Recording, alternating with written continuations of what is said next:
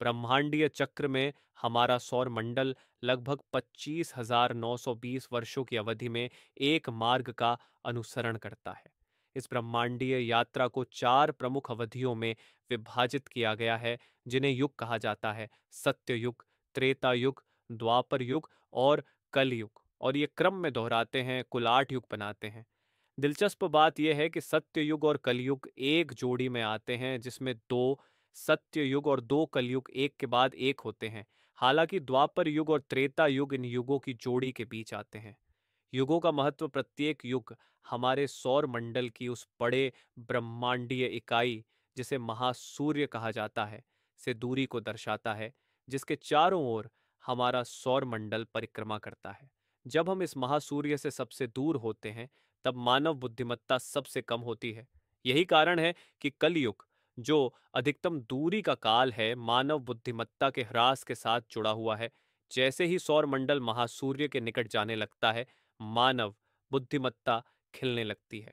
प्राचीन यौगिक विज्ञान कहता है कि जैसे जैसे हम इस निकटता के पास पहुंचते हैं, मानव प्रणाली के भीतर विद्युत और चुंबकीय बलों को समझने और उनका उपयोग करने की हमारी क्षमता में सुधार होगा।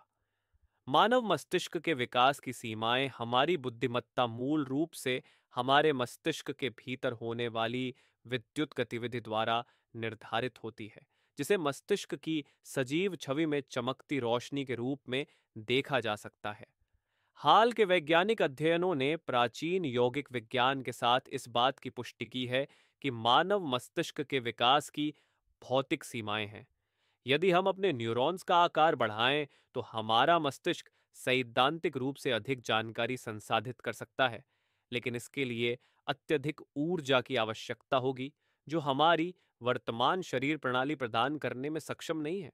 पहले से ही हम जो ऊर्जा ग्रहण करते हैं, उसका 20% हमारे मस्तिष्क द्वारा उपयोग किया जाता है, जो हमारे शरीर का सबसे अधिक ऊर्जा खपत करने वाला अंग है। यदि हम न्यूरॉन्स की संख्या बढ़ाते हैं, तो मस्तिष्क के भीतर संकेतों की स्पष्टता बिगड़ सकती है, जिससे अतिस्क्रियता और बिखरे हुए विचार हो सकते हैं, जैसा कि कई प्रतिभाशाली लेकिन अस्थिर बच्चों में देखा जाता है। इसलिए मस्तिष्क के आकार को बढ़ाना और अधिक न्यूरॉन्स जोड़ना दोनों ही व्यवहार्य विकल्प नहीं है। मानव बुद्धिमत्ता को बढ़ाना, जहां मस्तिष्क का भौतिक विकास इन जैविक बाधाओं के कारण अपने शिखर पर पहुंच गया है, वहीं हमारी वर्तमान संज्ञानात्मक क्षमताओं के बेहतर उपयोग की अपार संभावनाएं हैं। आधुनिक विज्ञान और यौगिक शिक्षाएं दोनों ही इस बात पर जोर देते हैं कि मस्तिष्क का वर्तमान उपयोग औसत दर्जे का है, और अधिक परिष्कृत ऊर्जा के साथ मस्तिष्क की क्षमता को वर्तमान से 3000 गुना तक बढ़ाया जा सकता है। इसे प्राप्त करने के लिए प्राचीन यौगिक प्रथाएं जैसे कुंडलिनी जागरण और ब्रह्मचर्य का पालन अत्यधिक महत्वपूर्ण है। शरीर के भीतर अधिक परिष्कृत ऊर्जा उत्पन्न करके हम न केवल एक मस्तिष्क बल्कि हजार मस्तिष्कों को भी शक्ति प्रदान कर सकते हैं। यही कारण है कि अतीत के ऋषियों को रूपक रूप में कई हाथों के साथ चित्रित किया गया था, जो उनकी विशाल मानसिक और शारीरिक क्षमताओं का प्रतीक था। कल्कि का रूपक और अंधकार का अंत: प्राचीन शास्त्रों के अनुसार कल्कि अंतिम अवतार एक सफेद घोड़े पर पंखों के साथ आएंगे, ताकि अंधकार के युग का अंत किया जा सके। हालांकि यह छवि रूपक है, जो यह दर्शाती है कि जैसे ही सौर मंडल उज्ज्वल अवस्था में प्रवेश करेगा, वैसे ही प्रकाश और बुद्धिमत्ता का आगमन होगा।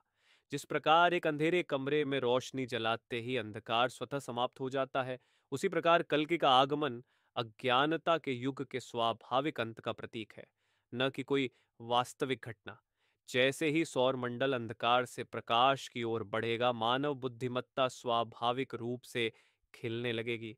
विभिन्न युगों में संवेदन की भूमिका: सत्य युग में मानसिक संवेदना मुख्य संचार का साधन थी। लोग बहुत कम बोलते थे, क्योंकि विचार ही संदेश देने के लिए पर्याप्त थे। त्रेता युग में दृश्य संचार का उदय हुआ, मैं आपको देखता हूँ, अभिवादन बन गया, जो गहरे गहन समझ का संकेत था। द्वापर युग के दौरान गंध का अनुभव महत्वपूर्ण हो गया, जो जीवन के सार से गहरे संबंध को दर्शाता है, ठीक उसी तरह जैसे जंगली जानवरों की संवेदन क्षमता। कलयुग में, वर्तमान युग में मौखिक संचार हावी है। मुंह मुख्य साधन बन गया है, जो अक्सर गहरे सूक्ष्म साधनों की संवेदना को प्रभावित करता है। कलयुग में प्रकाश को अपनाना व्यक्तियों के रूप में हमारे पास युगों के चक्र से परे जाने की स्वतंत्रता है। जबकि ब्रह्मांडीय संक्रमण स्वाभाविक रूप से होते हैं, यह हमारे ऊपर है कि हम खुद को ऊंचा उठाएं, अपने वर्तमान युग की सीमाओं से परे जाएं। उच्चतर ऊर्जा तक पहुंचकर और अपनी आंतरिक क्षमताओं को बढ़ाकर हम अपने भीतर का प्रकाश जला सकते हैं, जो हमें घेरने वाले अंधकार को समाप्त कर सकता है। अंधकार नाजुक है और इसे प्रकाश से आसानी से समाप्त किया जा सकता है, चाहे यह प्रकाश हमारे भीतर से आए या ब्रह्मांडीय उपहार के रूप में। इसे अपनाना हमें एक उज्जवल और अधिक प्रबुद्ध भविष्य की ओर ले जाएगा।